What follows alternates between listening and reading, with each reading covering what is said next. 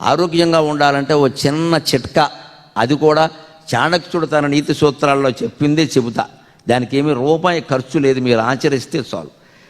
ముఖ్యంగా ఆరోగ్యం బాగుండాలంటే యువకులు గుర్తుపెట్టుకోవాల్సింది బయట తిండి తినకూడదు. బయటవన్నీ పోషిస్తున్నది మనమే. వీలైనంత వరకు ఇంట్లో ఆహారమే తినండి.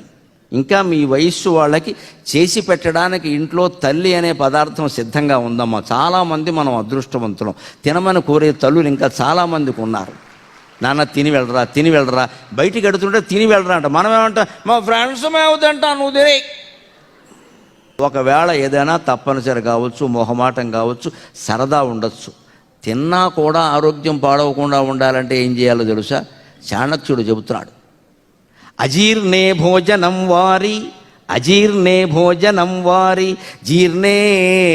జీర్ణే వారి బలప్రదం, అజీర్ణం భోజనే వారి జీర్ణే వారి బలప్రదం, భోజనే చామృతం వారి భోజనాంతే విషోపమం. నీళ్లు బాగా తాగాలి. మీలో చాలామందికి ఆ అభ్యాసం ఉండకపోవచ్చు. ఈవేళ ఇంటికి వెళ్ళగానే మొదలు పెట్టండి. 2 గంటలకు ఒకసారి 2 గ్లాసుల నీళ్లు తాగగలిగితే జీవితంలో మీరు డాక్టర్ను చూడాల్సిన అవసరం ఉండదు. అంత ఆరోగ్యప్రదమైంది నీరు. శుభ్రంగా కాచి చల్లార్చిన నీళ్లు కానీ, లేకపోతే మినరల్ వాటర్ వస్తున్నాయి కాబట్టి అవి కానీ, కాస్త నమ్మదగినవే ఉన్నాయి కాబట్టి అవి కానీ, 2 గంటలకు ఒకసారి 2 గ్లాసుల నీళ్లు తాగాలి. మొహమాట పడద్దు. కానీ నీళ్లు తాగట్లేదు చాలామంది. అందుకు ఎండిపోయినట్టు ఉంటున్నాయి మీ మొహాలు, మీరే గమనించుకోండి. మొహంలో జీవకళ లేదు. ఎందుకని? నీళ్లు తాగట్లేదు. నీళ్లు తాగడం వల్ల ప్రయోజనం ఏమిటో తెలుసా? ఈ రకరకాల బయట తిండ్లు తిన్నప్పుడు దోషాలు ఏవో ఉంటాయే, అవి ఆ నీటి కొట్టుకుపోతాయి.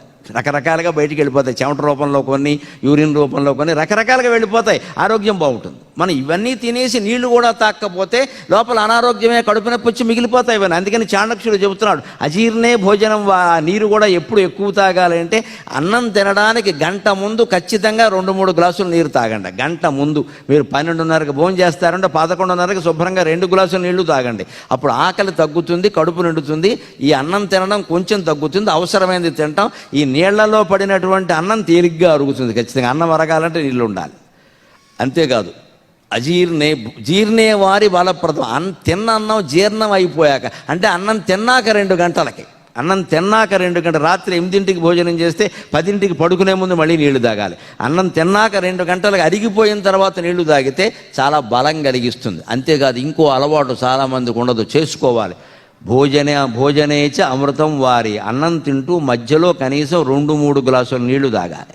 మంచినీళ్ళు గ్లాసు నిండా పెట్టుకుని అక్కడ పెట్టుకోవాలి. పప్పు కలుపుకొని తినగానే 1 అరగ్లాస్ తాగేయాలి. కూర అవగానే 1 అరగ్లాస్ తాగేయాలి. ఏదైనా పిండి వంటలు తింటే అవగానే ఇంకో 1 అరగ్లాస్ తాగాలి. మళ్ళీ పులుసు వేసుకుంటే 1 అరగ్లాస్ తాగాలి. చివరి మజ్జిగ అయ్యాక 1 అరగ్లాస్ తాగాలి. మొత్తం మీద భోజనం పూర్తయ్యేలోగా మధ్యలో 2-3 గ్లాసుల నీళ్లు తాగితే అన్నం అరగడానికి పనికి రావడమే కాకుండా దోషాలన్నీ పోతాయి వెంటనే. అంత ప్రయోజనకరం. ఎప్పుడు నీళ్లు తాగకూడదు అంటే భోజనాంతే విశోపము. అన్నం తిన్న వెంటనే నీళ్లు తాగకూడదు. అన్నం తినక ముందు, గంట ముందు తాగొచ్చు, అన్నం మధ్యలోనూ తాగొచ్చు, కానీ అన్నం తిన్న వెంటనే నీళ్లు తాగకూడదు. అది ప్రమాదం అవుతుంది. అర్ధరాత్రి పూట లేచి 1 అరగ్లాసు నీళ్లు తాగొచ్చు, ఎక్కువ తాగకూడదు. అది కూడా ఉపయోగిస్తుంది కొంతవరకు. ఈ నీళ్లు తాగడం అనేది బాగా అలవాటు చేసుకుంటే ఆరోగ్యం బాగుంటుంది.